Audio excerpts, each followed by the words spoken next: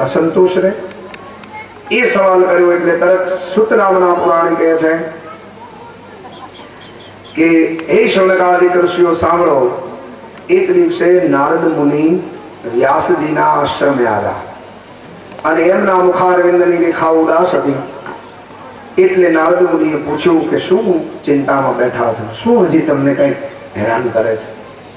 વ્યાસજીએ કહ્યું કે મેં 18 પુરાણો, 4 વેદ, મહાભારત, અનેક શાસ્ત્રો બનાવ્યા, પણ હજી આત્માને એમ થાય છે કંઈક રહી જાય છે, હજી એમ થાય કંઈક રહી જાય છે. એટલે નારદ મુનિ કહે છે, સાંભળો, તમે જે કાંઈ આ બનાવ્યું છે એ હે મહર્ષિ, ઘણું સાહિત્ય તમે રચ્યું છે, તમારામાં અમાપ મેઘા તથા તેજસ્વી દ્રષ્ટિ છે, પણ તે જે રચ્યું છે એ બધું જ માર, કૂટ, હિંસા, ખટપટ, સાંસારિક વિખવાદો, નિર્ગુણ નિરાકાર બ્રહ્મની ચર્ચા, ઉપાસના, આવું બધું લખ્યું છે. પણ પ્રભુની સાથે પ્રેમ લક્ષણા ભક્તિ વાળું શાસ્ત્ર એ કઈ બનાવ્યું નથી. એટલે જેમાં ભાવને કેન્દ્રિત રાખી અને પરમાત્મા પ્રત્યેનો ભાવ જ હોવો જોઈએ, બીજા બધા સાંસારિક નિયમો છૂટી જાય, એકલો ભાવ ઈશ્વર પ્રત્યેનો, એવું જો કોઈ બીજું શાસ્ત્ર બનાવો તો તમારા આત્માને શાંતિ થશે. એટલે ભાવ વાળું ભાગવત બનાવો.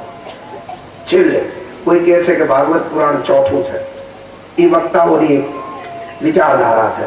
બાકી 17 પુરાણો બનાવ્યા પછી વ્યાસદાદાને અસંતોષ રહ્યો હતો, હજી મારે કંઈક લખવાનું રહી જાય છે, એટલે 18મું પુરાણ બનાવ્યું છે.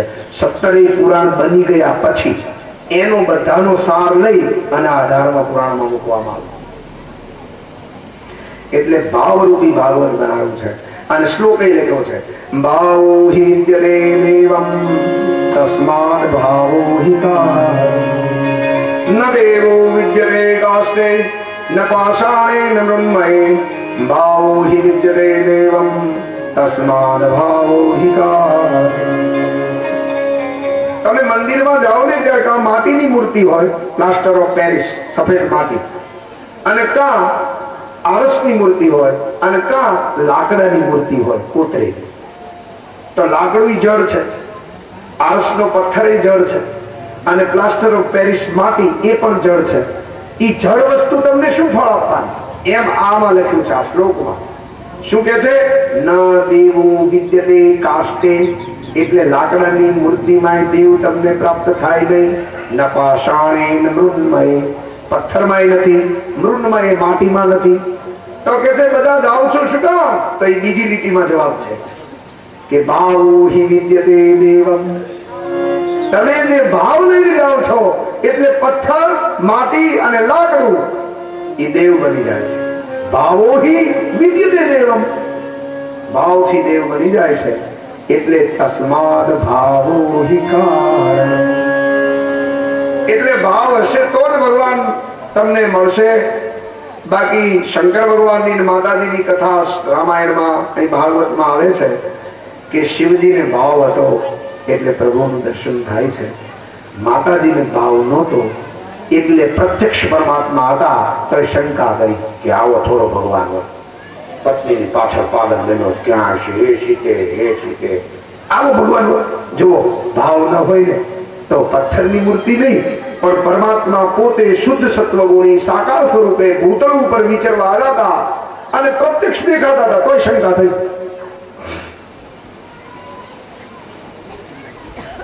નારદ મુનિએ કહ્યું, ભાવ પ્રગટ કરો અને ભાવથી જ ભગવાન મળે છે અને કર્મ પ્રમાણે ફળ આપે છે. જેનું જેવું કર્મ હોય એવું ફળ મળે છે. નારદ મુનિ કહે છે, કર્મની વાતમાં જો હું તમને મારો આગળનો અવતારનો ઇતિહાસ કહું. નારદ મુનિ કહે છે, હે વ્યાસજી, આ મારા આગળના અવતારમાં હું એક દાસીનો પુત્ર હતો. મારી માતા જ્યારે બ્રાહ્મણો ચાતુર્માસ નદી કિનારે રોકાય, 8 મહિના વિચરે, અને જ્યારે આ 4.5 મહિના અમે જે કહીએ છીએ ને એ ચોમાસાને વધારે ભાગ આવે એમાં, અને એમાં એ નદી કિનારે આશ્રમ બાંધીને રહે. એ ત્યારે નારદ મુનિ કહે છે, મારી માતા અને શુદ્ર જાતિમાં જન્મેલા, હું એમનો પુત્ર, અને મારી માતા ઋષિ મુનિઓની સેવા કરવા જાય ચાતુર્માસ. એ સેવા કરતા કરતા એથી પતરાવડીમાં જે કઈ અન્ન ચોટ્યું હોય એ બધું બાલ્ય અવસ્થા, એટલે હું આમ ચાટું ને ખાવ એવું બધું કરતો. એમાં મને કહે છે ભક્તિ કરવાનું મન થયું. જો જેવો આચાર વિચાર હોય ને એવું આપણા મનને વિચાર આવે. કાળિયા અરે રોડિયો બાંધે, હાન ના આવે પણ અરે વાન ના આવે પણ હાન આવે. એવી રીતે એ ભક્તજનો શુદ્રનો પુત્ર, એની માતા એકલા માતા પુત્ર રહેતા હતા, આશ્રમે સેવા કરતા હતા. હવે ચાતુર્માસ પૂરા થયા એટલે એ વ્યાસજી પેલા ઋષિ મુનિઓ કે છે હિમાલય તરફ ચાલતા થયા. મને ઘણી ઈચ્છા થઈ મારે આ બધાની સાથે જવું છે, પણ મારી માતા હતા એટલે એ માતાને છોડીને કેમ જવું. મેં મનમાં વિચાર કર્યો જો આ માતા ન હોત ને તો હું જઈ શકે. અને એ દિવસે મારી માતા ગાય દોવા બેઠા ત્યાં સર્પદંશ થયો અને માતાનું મૃત્યુ થયું. એની અંતિમ ક્રિયાઓ વિધિઓ બધી કરી અને પછી હું પણ હિમાલય તરફ ગયો. ઋષિ મુનિઓ મળ્યા, એની સાથે આજીવન ભક્તિ કરી. બીજો અવતાર મારું બ્રહ્માજીના પુત્ર માનસ પુત્ર નારદ મુનિ તરીકે આવ્યું. વ્યાસદાદાને ભાગવત લખવાનો ભાવ જગાડવા માટે નારદ મુનિએ પૂર્વ જન્મની કથા કરી. એટલે એક સિદ્ધાંત આપણને આ કથામાંથી જાણવા મળે છે કે શુદ્ર હોય પણ જો સાચી ભક્તિ કરે તો શબરીની જેમ ગૃહરાજાની જેમ પરમાત્માને મેળવી શકે. અને બ્રાહ્મણની ત્યાં અવતાર લીધો હોય અને દેવનો દીકરો હોય અને છતાંય જો અધર્મ કરે તો એને પાછા ઈના દેવ ભણે. કર્મ પ્રદાન વિશ્વ કરી રાખો, કર્મને આધીન છે. એ ભક્તજનો કર્મ એવું છે કે મને તમને છોડશે નહીં એ વાત તો સત્ય જ છે, પણ દેવો દાનવો યક્ષો કિન્નરો ગંધર્વો પણ છૂટ્યા નથી. કોઈ જ્ઞાનીએ લખ્યું છે કર્મના વિશે, ઘણા શંકા કરે છે ને એનું આ સમાધાન છે.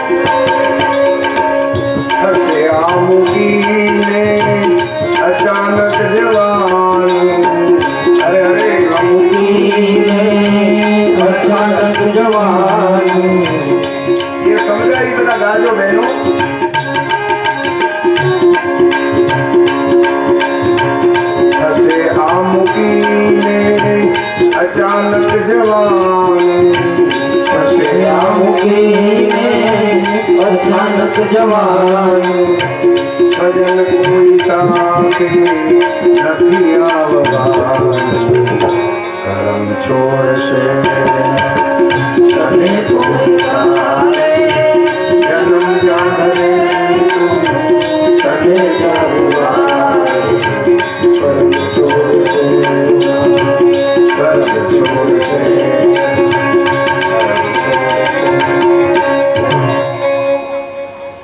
શાસ્ત્રો એમ કે છે કર્મ પ્રમાણે અવતાર આવે છે.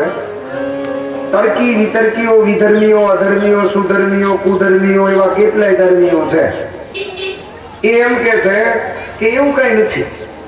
તો આ કીર્તન ની અંદર એક લીટી એવી સરસ છે, મને તમને વાત ગળે ઉતરે એવી છે.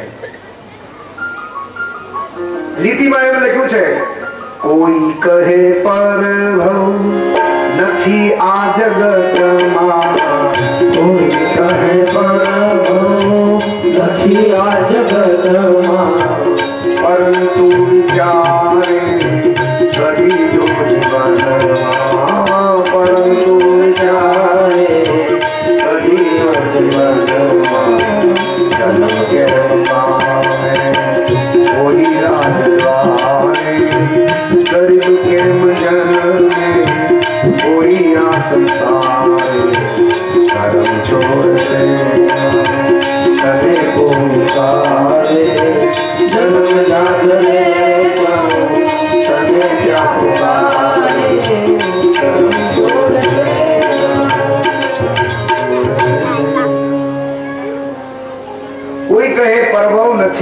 જગતમાં, પરંતુ વિચારે કદી જો જીવનમાં જન્મ કેમ પામે કોઈ રાજ દ્વારે ને ગરીબ કેમ જન્મે કોઈ આ સંસારે? જો કર્મનું ફળ ન હોય તો શું ભગવાન અન્યાય કરે છે? એકને ગરીબ અને એકને રાજ દ્વારે? કારણ કે ના, જે કર્મ કરીને જે જીવાત્મા આવ્યો એની તૈયારી આ પૂર્વે થઈ ચૂકી છે. પ્રારબ્ધ તો પહેલે બના ને પીછે બના શરીર.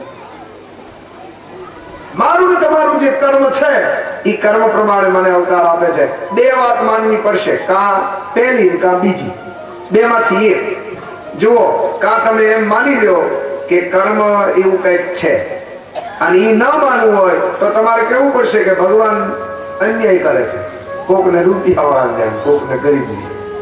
ગરીબ કેમ જન્મે કોઈ આ સંસાર? એક જન્મે ત્યારે આ હકીમો ને ડોક્ટરો મખમલના ગાલીચા તૈયાર હોય, જાત જાતના ઇન્જેક્શનો દેવાયા હોય, માતાને પ્રસવની પણ વેદના ન થાય એવી રીતે જન્મ થાય.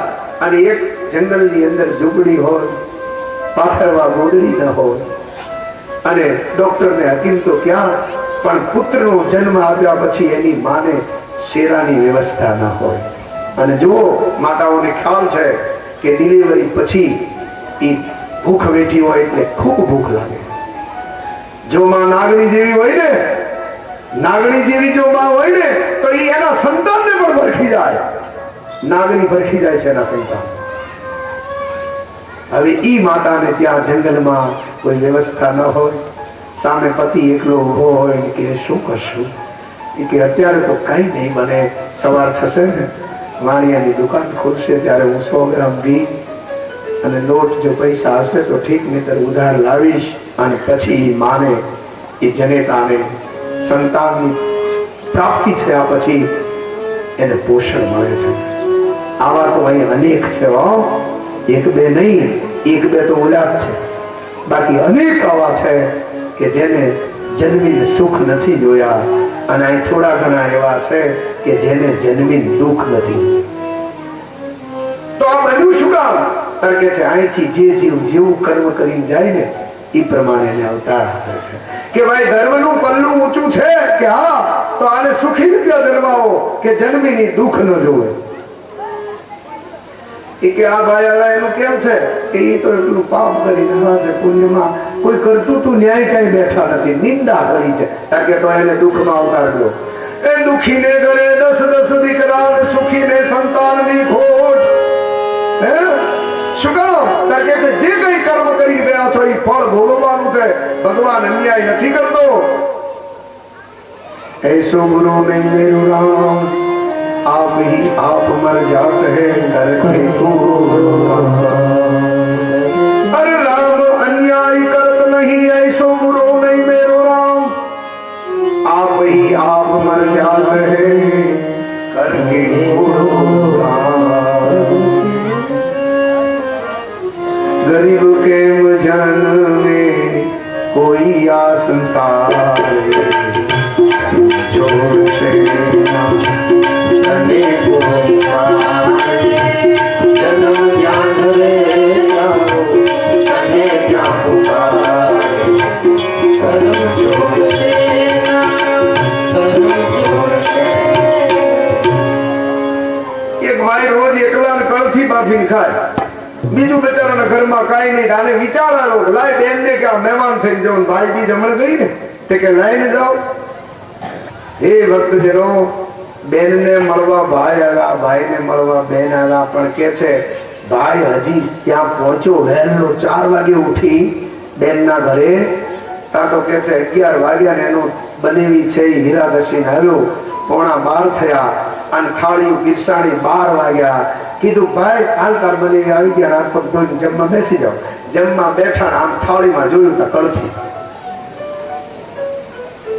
થાળીમાં જોયું તા કળથી.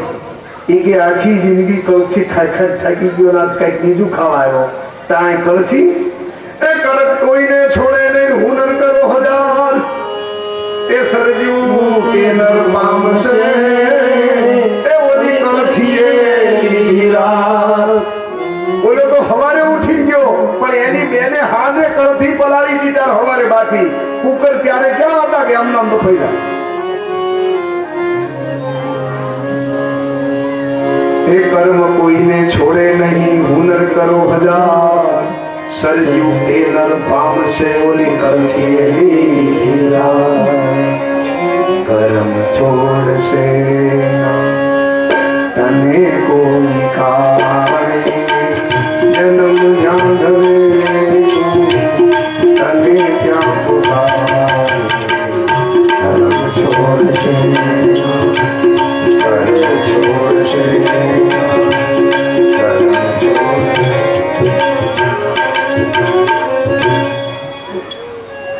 એ ભક્તજનો, મનુષ્યની તો કથા આપણે કરીએ છીએ, મનુષ્યની શું વાત, દેવોને પણ કર્મ ના છોડે. એ કર્મ કોઈને છોડે નહીં, ભલે હોય ભગવાન. ઓલા જરાએ તીર છોડ્યું, એ કૃષ્ણ સમા બળવાન. રામજી શેઠ સદર છે રે તો ચોપડા ચોખ્ખા રાખે. કાગ વાલી નું ઋણ ચૂકવ્યું એ તો ભારત ને ભાગવત બાંખે. રામજી શેઠ સદર છે રે તો ચોપડા ચોખ્ખા રાખે. મારે તમારે કર્મ ભોગવે છૂટકો છે.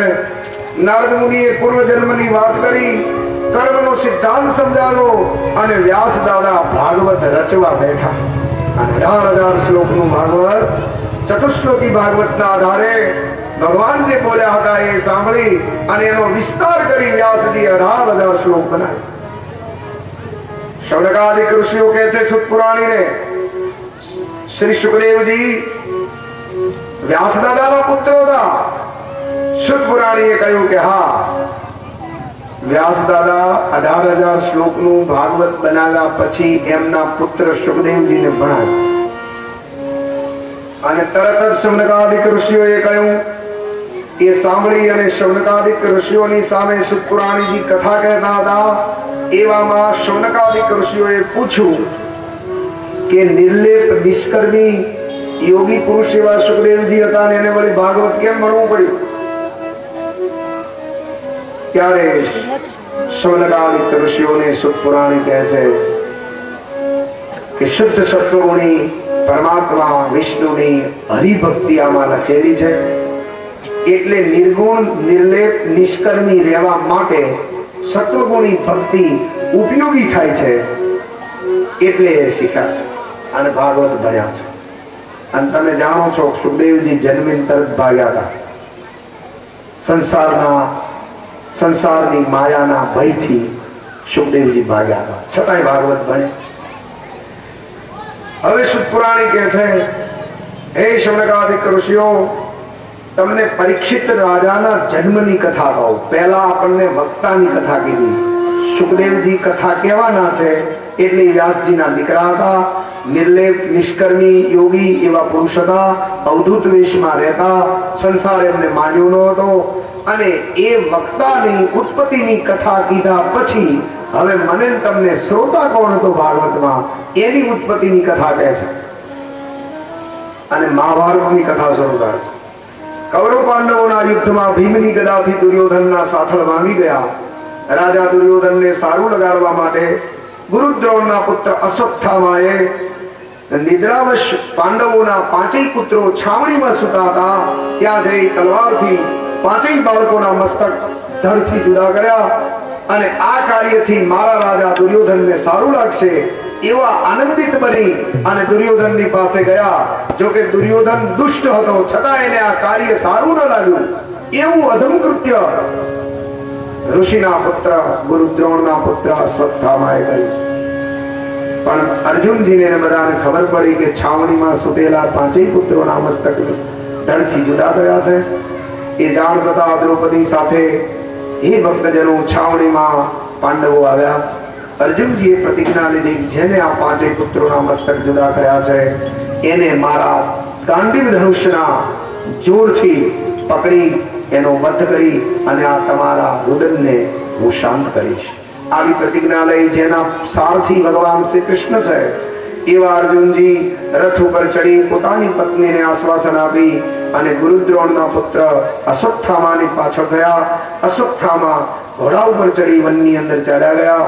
અર્જુનજી અને શ્રી કૃષ્ણ પાછળ થયા. બ્રહ્માસ્ત્રની વિદ્યાઓ આમને સામને છોડવામાં આવી પૃથ્વી ઉપર પ્રલયાગ્નિ પ્રગટ થયો. ઋષિઓ, દેવતાઓ, યક્ષો, કિન્નરો, ગંધર્વો, મનુષ્યો હાહાકાર મચાવવા લાગ્યા. આ અગ્નિ પ્રગટ થયો છે, વિશ્વને બાળી નાશ કરશે. અને એ વખતે ભગવાનના કહેવાથી અર્જુનજીએ બંને અસ્ત્રોને પોતાનામાં સમાવી લીધા. અગ્નિ શાંત થયો અને એ જ સમયે ગુરુદ્રોણના પુત્ર અશ્વત્થામાને પકડ્યા, દોરડાથી બાંધ્યા, રથમાં ચડાવ્યા અને પોતાના પત્ની દ્રૌપદી જ્યાં રુદન કરી રહ્યા હતા ત્યાં આવ્યા અને યથા યોગ્યમ તથા કુરુ. હે કલ્યાણી, મારા ગાંડીવ ધનુષ્યના જોરથી, મારી તાકાતથી આ તમારા પુત્રનો મારનાર અંતદાયી બ્રાહ્મણને તમારા ચરણોમાં હાજર કર્યો છે અને જે શિક્ષા કરવી હોય એ કરો. આટલા શબ્દોનો સંવાદ સાંભળી અને આ જગદંબા ત્રિહાણી દયાની મૂર્તિ છે એવા દ્રૌપદી કહે છે, મુચ્યતામ મુચ્યતામ એ સહ બ્રાહ્મણ. આ બ્રાહ્મણને છોડી દો. ભલે આપણા 5 દીકરા માર્યા, પણ બ્રાહ્મણને શારીરિક શિક્ષા ન કરે. પછી સંત સાધુ હોય કે બ્રાહ્મણ હોય એ જુદા નથી, બધા એક છે. આમ તો આપણે બધા એક છીએ, પણ શારીરિક શિક્ષા ન કરાય. 4 નીતિઓ છે: શામ, દામ, ભેદ અને દંડ. દંડ છેલ્લી નીતિ છે. શામ એટલે સમજાવીને સદાચારી બનાવવો. દામ એટલે થોડોક મદદગાર થઈને સદાચારી બનાવવો. ભેદ એટલે કઈ કાર્ય કરે છે, ક્યાં જાય છે, શું ધંધા કરે છે, અવળી લાઈનમાં નથી, એ ભેદ જાણી લેવો અને સદાચારી બનાવવો. હવે આ ત્રણેય નીતિથી જો સદાચારી ન બને દુરાચારી, તો એના માટે દંડની નીતિ ચોથી છે. શામ, દામ, ભેદ અને દંડ, આવી 4 નીતિઓ રાજની બનાવેલી છે. એ ભક્તજનો, વર્ણાનામ ગુરુ બ્રાહ્મણ, આવું દ્રૌપદી બોલ્યા. દરેક વર્ણનો જન્મથી જ ગુરુ બ્રાહ્મણ છે. એ ભક્તજનો, બ્રહ્મદ્વેષાત કુલક્ષયા. પોતાના પતિઓને દ્રૌપદી કહે છે કે બ્રાહ્મણનો દ્વેષ કરવાથી કુળનો નાશ થશે. બ્રહ્મદ્વેષાત કુલક્ષયા. પૃથ્વ્યામ યાની તીર્થાની સાગરે તાની સર્વાણી તીર્થાની વિપ્રશ્ય દક્ષિણ પરે. આ શ્લોક દ્રૌપદી બોલ્યા છે. પૃથ્વીમાં જેટલા તીર્થો છે અને યાની તીર્થાની સાગરે, સાગરમાં જેટલા તીર્થો છે સમુદ્રમાં, એ બધાય તીર્થોનું માતમ તો વિપ્રશ્ય દક્ષિણ પદે, બ્રાહ્મણના જમણા પગના અંગૂઠામાં છે. એટલે ખરસ વગરનું તીર્થ કરવું હોય તો આ બેઠા છે. જો તમે કાશીએ જશો ને તો ખર્ચ થશે, અને ઈ વળી રસ્તામાં એક્સિડન્ટ ન થાય ને તો ફરક થશે. આ તો ઘરે બેઠા. નદીએ સ્નાન કરવા જશો તો નદીએ પહોંચ્યા પછી સ્નાન થશે, પણ જ્ઞાન ગંગામાં તો ઘરે બેઠા સ્નાન થાય છે. અને એમાં અત્યારે આપણે તો સસ્તું પકડવાનું, એટલે સસ્તમ સસ્તું આ છે. અરે બ્રાહ્મણના ડાબા અંગને પવિત્ર માની બ્રહ્મા, વિષ્ણુ અને મહેશ 3 તાગડા બની. ડાબુ અંગ પણ પવિત્ર બ્રાહ્મણનું. આપણે ડાબુ જમણમાં જમણું અંગ પવિત્ર ગણીએ છીએ, પણ બ્રાહ્મણનું ડાબુ અંગ પણ પવિત્ર ડાબા ખભે જનોય છે. એટલે દ્રૌપદી એમ કહે છે કે એની પૂજા કરો, એની વંદના કરો, એનો રાગ દ્વેષ ના કરો. હવે કે છે વિપ્રો વક્ષસસ્ય મૂલં ચ સંધ્યા વેદા શાખા ધર્મ કર્મણિ પત્ર તસ્માન મૂલં યદંતો રક્ષિણામ છિન્ને મૂલેનૈવ શાખાન પત્ર. અર્જુનજીને દ્રૌપદી આ શ્લોક બોલીને કહે છે કે શું કહે છે? વિપ્રો વૃક્ષતસ્ય મૂલં ચ સંધ્યા. વિપ્ર છે એ ધર્મનું વૃક્ષ છે અને મૂળિયા છે એ એના ધર્મ છે.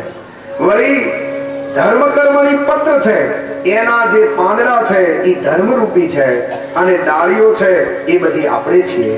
જો તમે વૃક્ષરૂપી બ્રાહ્મણને જ મારી નાખશો તો પછી ડાળીઓ અને પાંદડાની ક્યાં રહેશે?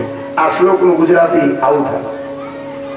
હવે એ સમયે અર્જુનજીએ તો આવું જ્ઞાન સાંભળ્યું પોતાના પત્નીનું, એટલે બંધ થઈ ગયા કે તો નો મરાય.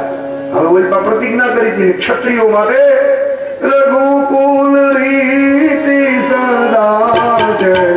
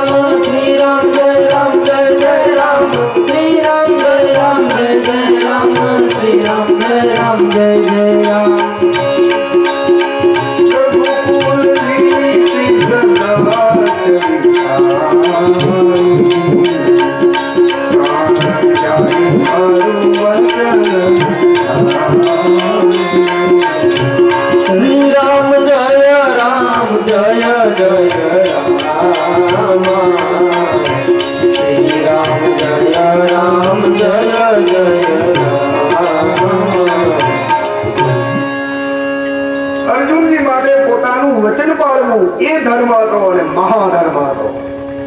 જ્યારે જ્યારે મારી તમારી પાસે ધર્મ આવે ને ત્યારે ધર્મની ઉપયોગિતા શું છે, મહાધર્મ કયો છે એ વિચારજો. જે મહાધર્મ તરફ વળે અને ગૌણ ધર્મનો ત્યાગ કરે એ મહાન કહેવાય. પ્રહલાદજી પાસે બે ધર્મ આવ્યા, એક પિતાનું વચન પાળવું અને એક ભગવાનની ભક્તિ કરવી. એમ રામની પાસે બે ધર્મ આવ્યા, એક પિતાનું વચન પાળવું અને એક રાજ્ય ગાદીનો વારસદાર બનવું. હવે પ્રહલાદે પિતાનું એકય વચન ન પાળ્યું. માતાઓ બહેનો, હું ઘડીએ ઘડીએ તમને આમ નામ દઈને બોલાવી છે એટલે શું ક્યાંક મન બીજી ગયું હોય ને, ચૂલે એક રહોડ એક તાવડી એક વેરણે તો એ પકડાય છે. અને ક્યાંક ક્યાંક અવાજ થાય છે, મને કઈક કાનનો હરવો છું કહો તો ધ્યાન દેજો. તો એ માતાઓ બે ધર્મ પ્રહલાદની પાસે આવ્યા, એમાં પ્રહલાદજીએ એકય વચન પાળ્યું નહીં પિતાના. તો આપણે પ્રહલાદજીને મહાન ભક્ત કહી છે. એટલે બાપાને કીધું ન કરે તોય. હવે રામે કે છે એકય વચન ઉઠાડ્યું નહીં, બધાય પાડ્યા. 14 વર્ષ વનમાં વગર વાગે મોગે તો કે ઓકે હે આઈ એગ્રી ફોર યુ. હે તમે જે કહો એ તૈયાર. હવે રામે બધાય વચન પાળ્યા એટલે તો મહાન, પણ પ્રહલાદે ન પાળ્યા તો મહાન. કારણ કે જો બે ધર્મ આવે એમાં મહાધર્મ કયો છે એનો ઉપયોગ કરે, ગૌણ ધર્મનો ત્યાગ કરે એટલે એ મહાન બને. રામની પાસે બે ધર્મ આવ્યા, એક ગાદીએ બેસવું અને પિતાનું વચન પાળવું બીજું. હવે એમાં રામે વિચાર્યો કે આમાંથી મોટો ધર્મ કયો? કારણ કે બાપનું વચન પાળવું એ જગ્યાએ મોટો ધર્મ હતો. અને ગાદીએ તો ગાંગની ગાંજરને બેહાડો ને તોય ગામની આમ દાદાગીરી વાળી બની જાય. ગાદી મળે એટલે સત્તાનો અહમ ઇન્દ્રને ન છોડે તો મને તમને છોડે. એટલે કે સત્તા તો ગમે એ ભોગવશે અને સત્તા મળ્યા પછી સાણો કહેવાશે, પણ કે છે પિતાનું વચન પાળવું એ મોટો ધર્મ છે એટલે રામ મહાન કહેવાય. અને પ્રહલાદજી પાસે બે ધર્મ એવા જ આવ્યા, એક વચન પાળવાનું, એક ભગવાનને નહીં બોલાવવા. પ્રહલાદજીએ વિચાર કર્યો કે પિતા તો આસુરી યોનીનો છે, અધર્મ તરફ જઈ રહ્યા છે, એ પિતાનું વચન ન પાળું અને પરમાત્માની ગોદમાં જવું એ પ્રહલાદજી માટે મહાધર્મ હતો. એટલે એ મહાન અને આ મહાન. નહીતર આપણે તો પુરાણની કથાઓ સાંભળ્યા પછી ગૂંચવણમાં પડી જઈશું કે આ મહાન બોલો આમાં ભરવું હું. જયારે જયારે બે ધર્મ આવે ત્યારે મહાન ધર્મ પાળવાનો, એક સાસુનું વચન અને એક માતાનું વચન. સાસરે ગયા હોય એને સાસુ હોય તો તમને ખ્યાલ છે ને. એટલે જયારે જયારે બે ધર્મ આવે ત્યારે સીતાજીની જેમ એમ કહેજો કે પહેલી જ વાર પોતાનો પિતા વલ્કલ વસ્ત્રોમાં રહેલી સીતાજીને જંગલમાં મળવા ગયા પંચવટીમાં, ત્યારે કે છે સીતાજી એમની સાસુ સાથે રહ્યા, માતા અને પિતા સાથે ન રહ્યા. વાંચુ રામાયણ. નહીતર એક જ રાત્રિ માતા પિતાની મુલાકાત હતી અને પહેલી જ વાર હતી. વિચાર કરજો કે સતી સીતાને દેવો વરવા આવ્યા હતા અને વરનારો પણ પૂર્ણ પુરુષોત્તમ પરમાત્મા હતો, છતાં એક છાંટો સુખ એને જોયું નહીં, મળ્યું તો નહીં પણ જોયું નહીં. છતાં એ સ્ત્રીએ કોઈને આર્ગ્યુમેન્ટ ના કર્યો, સવાલ ના કર્યો કે પછી ફરિયાદ ના કર્યો, મને દુઃખ છે એવું ના કર્યું. હે રઘુકુળ ભૂષણ રામ તુલદાદી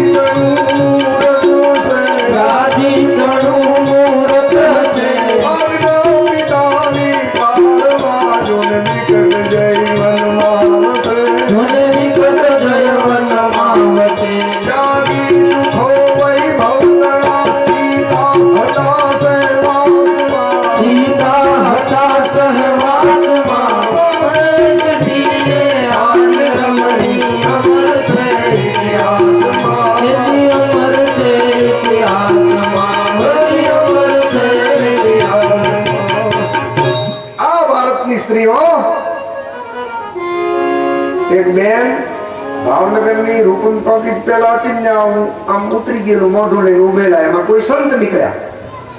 એને કહ્યું બેન રાત્રિનો સમય છે, તમારા મુખારવિંદની રેખાઓ દાસ છે, શું તમારું કોઈ અહિત કર્યું છે? શું પ્રોબ્લેમ શું છે? તમારી મુશ્કેલી શું છે કયો? એ કે જોન બાપુ આ સોલે પિક્ચરની ટિકિટ ન મળે. અરે તને સ્વામિનારાયણ સુખી રાખે, અડધી રાતે રોડ ઉપર ઉભી શોલેની રાહ જોવે છે. ધિક્કાર છે એના અવતારને, ધિક્કાર છે એના જન્મને, ધિક્કાર છે એની જન્યતાને. હું ને તમે બહાર નીકળીએ આપણા સ્વરૂપને જોઈ અને લોકો આશીર્વાદ ના આપે. સીતા અને રામ અને લક્ષ્મણ જયારે વનમાં જતા હતા ત્યારે ભીલની સ્ત્રીઓ આશીર્વાદ આપતી હતી કે હે બેન, તું આટલી સરસ અને તને કોને વનમાં મોકલી? જ્યાં સુધી સૂર્ય અને ચંદ્ર રહે ત્યાં સુધી તારું સૌભાગ્ય રહેશે. જા. પણ ઊંચી એડીના ચંપલ હોય, કોતળી વાળા કપડા હોય, અડધી આમ દેખાતી હોય અને લિપસ્ટિક લગાડી હોય, બોયકટ વાળ હોય અને હાંડિયાની હાલે હાલતી હોય, એને કોઈ આશીર્વાદ ન દે, એને હરાપ દે. ક્યાં પાકી? માટે સંસ્કાર કેવો જો સમય આવી રહ્યો છે, કોઈને છબકનું કરવાનું મન થાય એ પેલા સંસ્કારી બની જજો. માતાઓ પોતાના સંતાનને, પિતાઓ પોતાના સંતાનને સંસ્કાર આપે. આપણે કોઈ પ્રદેશના વ્યક્તિઓ નથી. અહીં જાય છે ત્યાંની કોડાઈ લઈ આવે છે, અહીંના સંસ્કાર ત્યાં લઈ આવે છે. ત્યાં મંદિરો બનવા માંડ્યા, આયા મહેફિલું થવા લાગી છે. આ સત્ય બન્યું છે, એ પ્રત્યક્ષ જોયું છે. દરેક રાજ્યોમાં જઈએ છે ત્યાં દેખાય છે. એટલે હું તમને થોડુંક આંખ દોરાવું છું કે ધ્યાન દેના, અબ સમય આ ગયા. એમાં સારું નથી, સાદાઈમાં મજા છે. એ આપણા ત્રણેય વસ્ત્રો પહેરેલી કોઈ સ્ત્રી નીકળી હોય, ઘૂમટો ખાંચેલો હોય, મર્યાદા કેવી? અરે કઈ મર્યાદા? અક્ષત્રિયોની મર્યાદા. અમારા ગામનો ચોરો છે અને જાંબા બાબુ ગુજરી ગયા ને 20 વર્ષ થયા. એમના ઘરેથી એમના પત્ની અમારા માં જીવે છે, એ ચોરે હજી લાશ કાઢી આવે છે. અમે કહીએ કે માં, તમારા દીકરાના દીકરા 5 પેઢીના દીકરા હોય બેઠા છે, તમે લાજ કોની કાઢો છો? ત્યારે એને એમ કહ્યું કે તમારા દાદા અહીં બેસતા ને, એ ઓટલાની લાજ કાઢે, મર્યાદા રાખે. એની ત્યાં રાણા પ્રતાપ ને શિવાજી થાય. અત્યારે તો હેમા માલિની વિનોદ ખન્ના નાચ કરે. ધ્યાન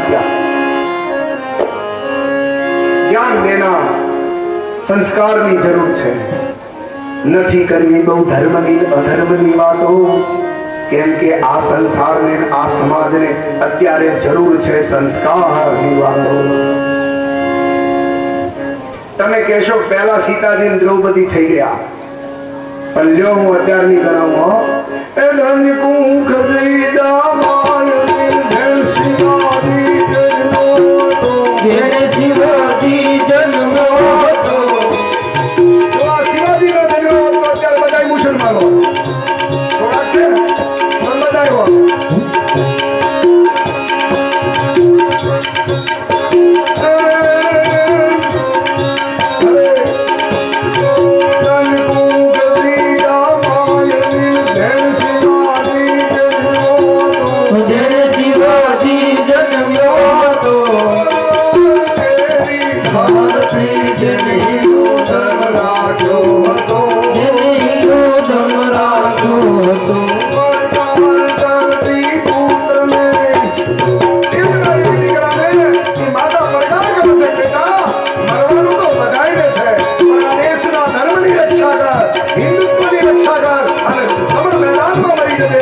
મારી કુખને ઉજળી કરી બતાવો.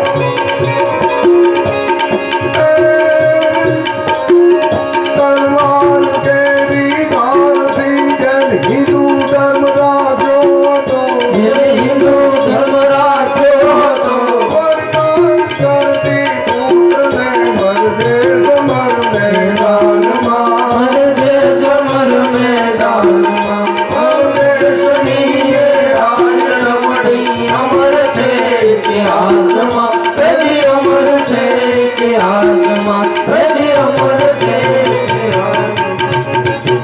શિવના મંદિરમાં સંતાનનું જન્મ થયું અને એનું નામ શિવો રાખ્યું. અને એને આ દેશની સંસ્કૃતિને બચાવવા માટે બલિદાન દીધું અને ઇતિહાસના પાને ચડી ગયા. આવી એક નથી હો જીજીભાઈ, હજી છે અને થવાની છે. સતીઓ અને સંતો અને ધર્મના આધારે તો આ આપ ટકી રહ્યું છે. હશે ખૂણે ખાંચકે પડી, અત્યારે દેખાશે નહીં. હું ને તમે એને લાયક બનો એટલે દેખાશે.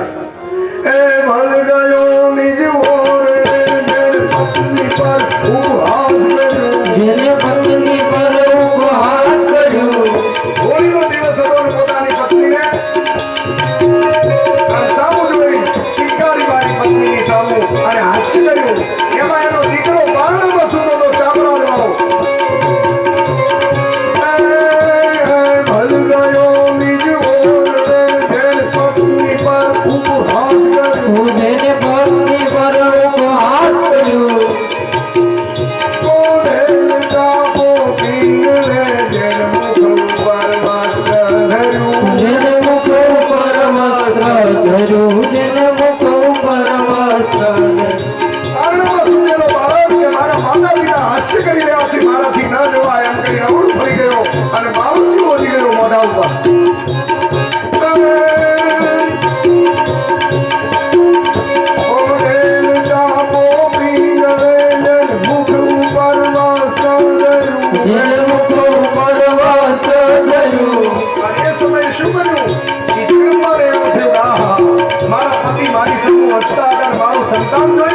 હવે મારાથી જીવાય નહીં અને ઈ માતાએ શું કર્યું અહીં જીવ કરણી યોગ માયા સીધાવી સ્વર્ગલોકમાં અમને ઈકે આર્ય રમણી અમર છે ઇતિહાસમાં પ્રજ અમર છે ઇતિહાસમાં પ્રજ અમર છે ઇતિહાસમાં ઈ જીવ કરણી નીકળે છે જોગમાયા સીધાવી સ્વર્ગલોકમાં અને ઈ દીકરો કેવો થયો ખબર છે કદી કાને લખ્યું છે કે ઈ દીકરો કેવો થયો કે જે બાળપણમાં આમ બાળુતિયું ઓડી ગયો અને મારે માતા પિતા હસતા હોય મારાથી ન જોવાય ઈ બાળક કે છે બાળુતિયું આડું કરી અને અવળું ફરી ગયો લુગડું આડું ધરી દીધું આ મર્યાદા રાખી દીકરો કેવો થયો એ જનેતાને ઉદર નવસ્તંભ જસો ચાપો થયો નવસ્તંભ ચાપો થયો મસ્તક ધર્યું મહાદેવને અને ધૂળ લઈ દળમાં ધસો વેજી ધૂળ લઈ દળમાં ધસો શંકરના મંદિરમાં મસ્તક કાપી ભગવાનના ચરણોમાં કમળ પૂજા કરાવી અને ધડ લઈ અને એકલો કરવા લઈને યુદ્ધ કરવા નીકળ્યો આ ચાપડા જેવો થયો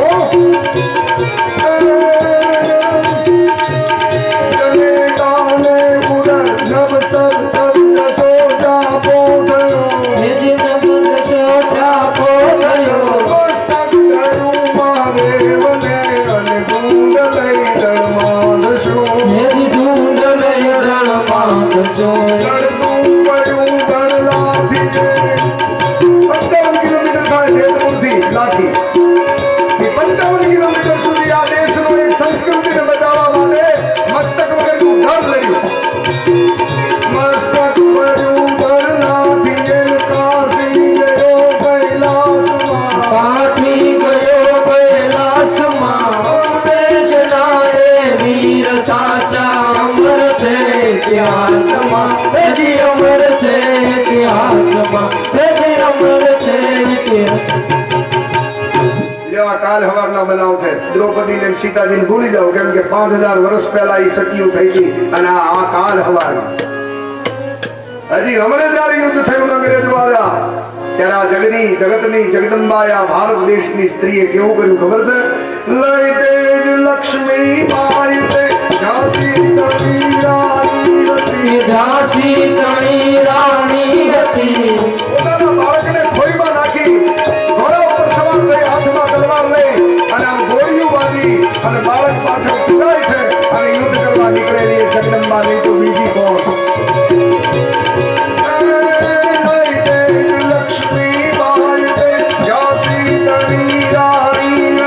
ઝાંસી તણી રાણી હતી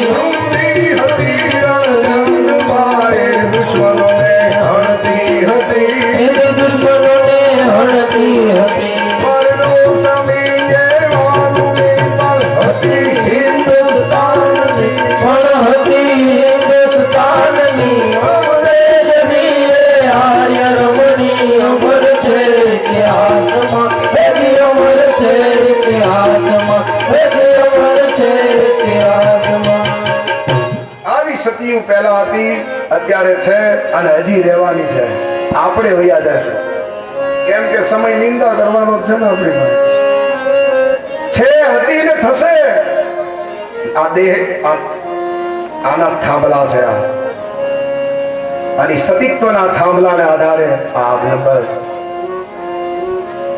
ટકી રહ્યું છે હે ભક્તજનો અહીંયા પણ દ્રૌપદી કહે છે મુચ્યતામ છોડી મૂકે બ્રહ્મદ્વેષાત પરક્ષય શાંતિ તુલ્ય તપ નાસ્તિ દ્રૌપદી કહે છે શાંતિ જેવું કોઈ તપ નથી એટલે શાંતિ રાખો જવા દો દ્રૌપદીના વાક્યો સાંભળી ભગવાન શ્રી કૃષ્ણ કહે છે કે તારા વચનનું શું ક્ષત્રિયોને માટે તો મરી જવું ઉત્તમ છે પણ વચનનો ભંગ થવો જોઈએ એનું શું ભગવાન જેવા ભગવાન ત્યાં ઉભા છે અને ભગવાન સલાહ આપે તોય અર્જુનજીએ નવો રસ્તો કાઢ્યો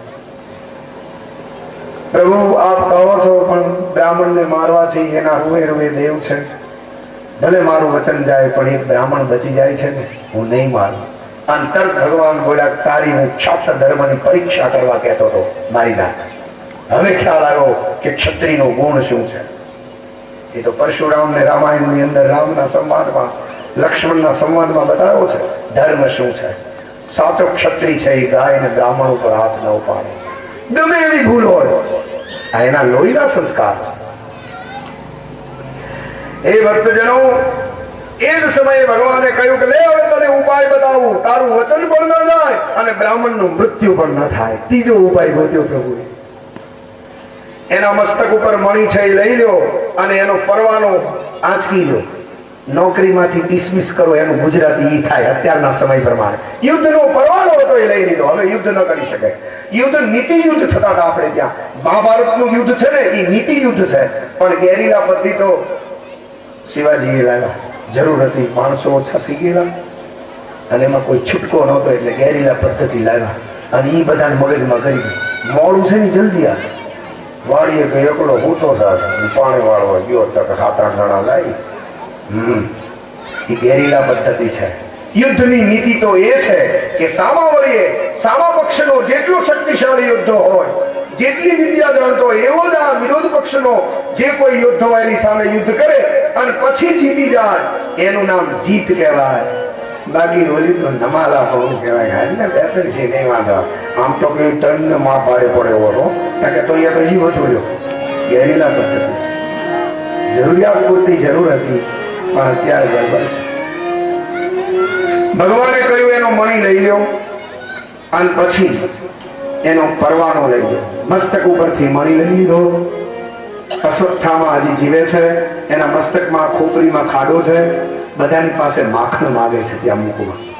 માખીઓ ના બેસે એટલે માખણ માગી મૂકી દે છે. જંગલોમાં રહે છે, ક્યાંક ક્યાંક કોઈ ભીલ લોકોને એને મળે છે, પણ એને ખ્યાલ નથી કે આ કોણ છે. અશ્વત્થામા જીવે છે એનું કારણ શું? એક આપણો શ્લોક કહે છે, અશ્વત્થામા બલિવ્યાસો હનુમાનસ્ય વિભીષણ કૃપા પરશુરામસ્ય સપ્તૈતે ચિરંજીવિનઃ. આ 7 જણા અમર છે એટલે અશ્વત્થામા જીવે છે. અને બીજું પ્રમાણ એ છે કે શિવ છે એનો અવતાર આ અશ્વત્થામા છે. શિવપુરાણની કથામાં બાપજી પરિદેવ ગુલામ ફરી ભગવાન શિવનો અવતાર અશ્વત્થામા છે અને એટલે એ જીવે છે. કેમ કે શિવ અજન્માનો લોકા છે. એને યોનિથી જન્મ ધારણ નથી કર્યો. એ સ્વયંભૂ પ્રગટ થયા છે, એનો કદી નાશ નથી. એટલે અશ્વત્થામા જીવે છે. આ બે એના પ્રમાણ છે. અને એમાં તમારી શંકા થાય તો એ આપણું તમારું અજ્ઞાન છે. આ બે એના પ્રમાણ છે કે અશ્વત્થામા છે.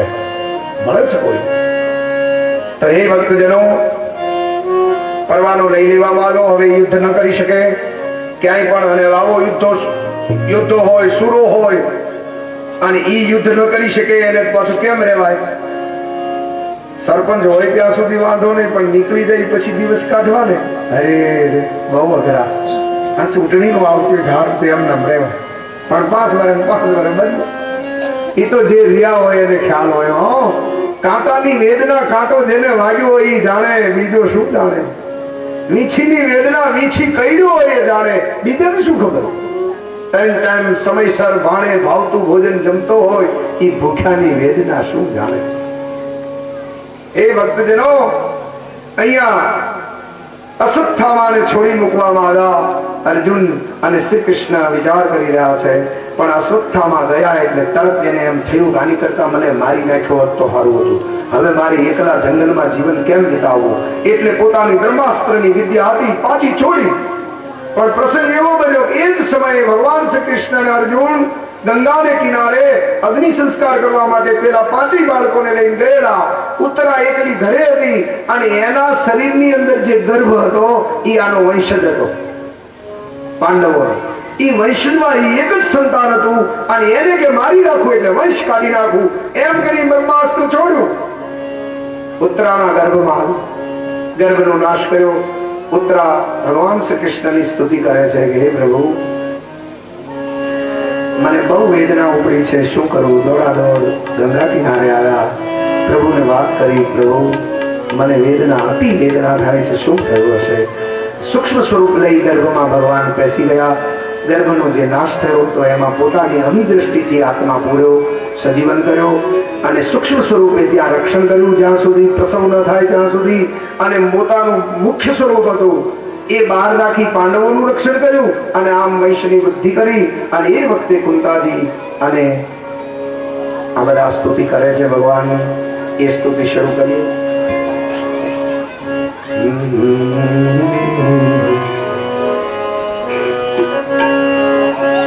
મને માધવના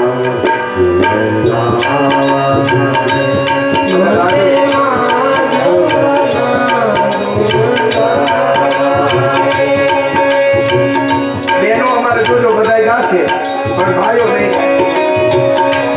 ડોક્ટરોએ અને વૈજ્ઞાનિકોએ સાબિત કર્યું છે કે આટલી ઉંમર પછી એક જગ્યાએ ઘણી વાર સુધી બેસીએ તો આપણા જ્ઞાનતંતુના દોરડા અને લોહીનું સર્ક્યુલેશન ઓછું થાય.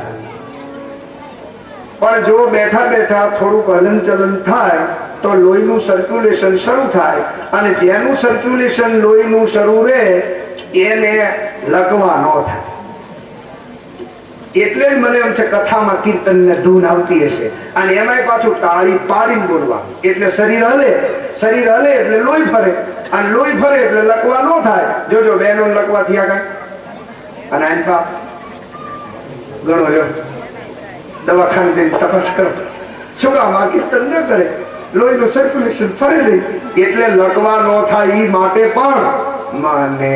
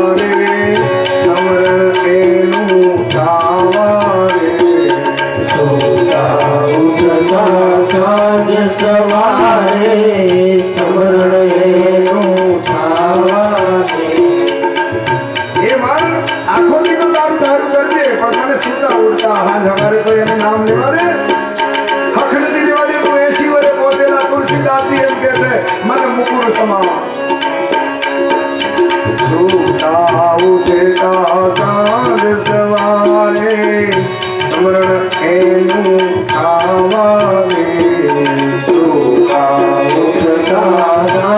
સવારે સવર્ણેનું થાવા દે.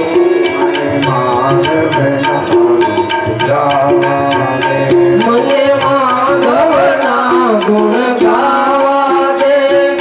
માધવના ગુણ ગાવા દે. મને માધવના ગુણ ગાવા દે. આશા ઈચ્છા તૃષ્ણા છોડી માધવમાં મન જાવા દે. આશા ઈચ્છા તૃષ્ણા છોડી માધવમાં મન ગાવા દે.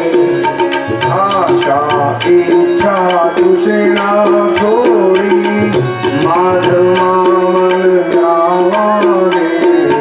આશા ઈચ્છા તૃષ્ણા છોડી માધવમાં મન ગાવા દે.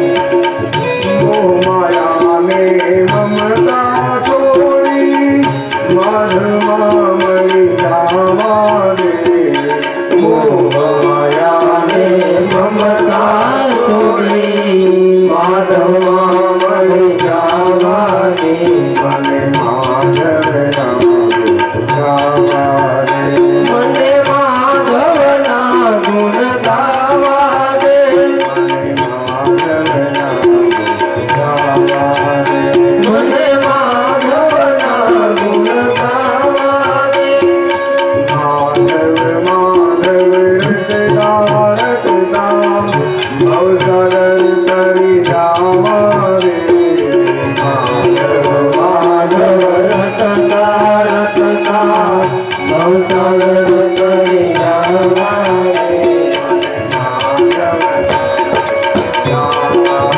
હે મને માધવના ગુણ ગાવા દે.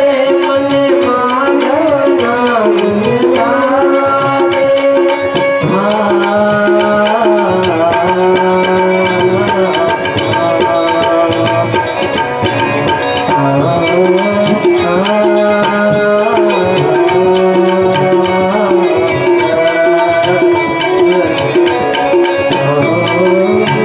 કામ ક્રોધ મદ મોહ લોભને રાગ દ્વેષ મતિ જાવા દે.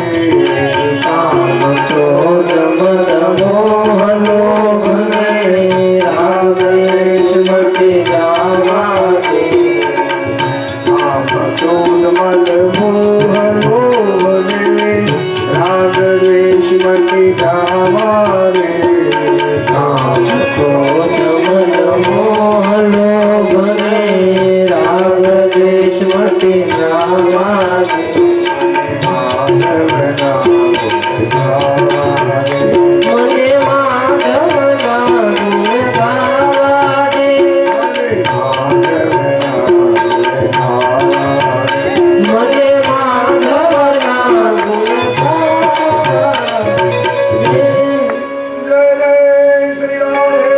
જય જય શ્રી રાધે. જય જય શ્રી રાધે. જય જય શ્રી રાધે. જય જય શ્રી જય જય શ્રી રાધે. રાધે. રામ હરિ લાલ કી જય જય. આયોજક ભાઈઓને વિનંતી છે ગામ તથા બહાર ગામ